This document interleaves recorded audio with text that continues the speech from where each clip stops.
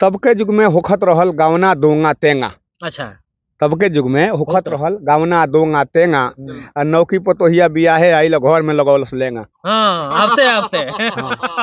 नौकी पतोहिया बियाहे आइल घर में लगौलस लेंगा। बहु भोज के बेरा आइल जहिया उछुलस हाड़ी।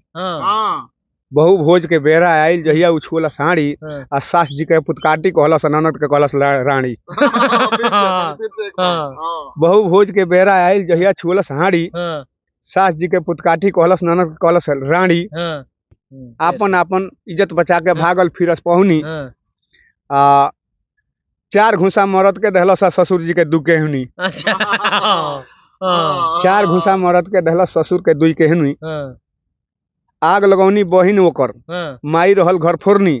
आ कुल के भरम कैसे बाची मिल गइल बिया कुलबोरनी। कुल के भरम कैसे बाची मिल गइल बिया कुलबोरनी। घर बटाइल खेत बटाइल खाए के बनौलस अलगा। आ ससुर जी के ऊपर चलौलस झामा ईटा सलगा। घर बटाइल खेत बटाइल खाए के बनौलस अलगा। ससुर जी के ऊपर चलौलस झामा ईटा सलगा। नाश क दिहलन ससुरा के। नाश क दिहली सन ससुरा के। मिल के माई अधिया।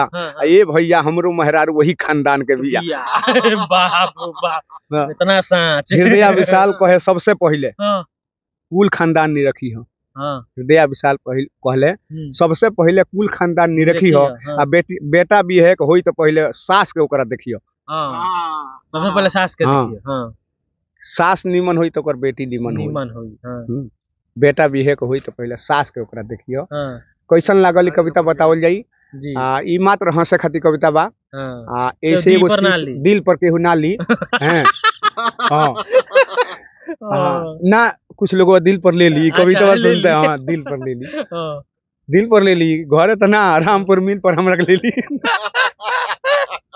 ओनिए घेर ली। यही में जात रह। कैसन लागल कविता बतावल जाई। सबके प्रणाम। जय भोजपुरी जय भोजपुरिया।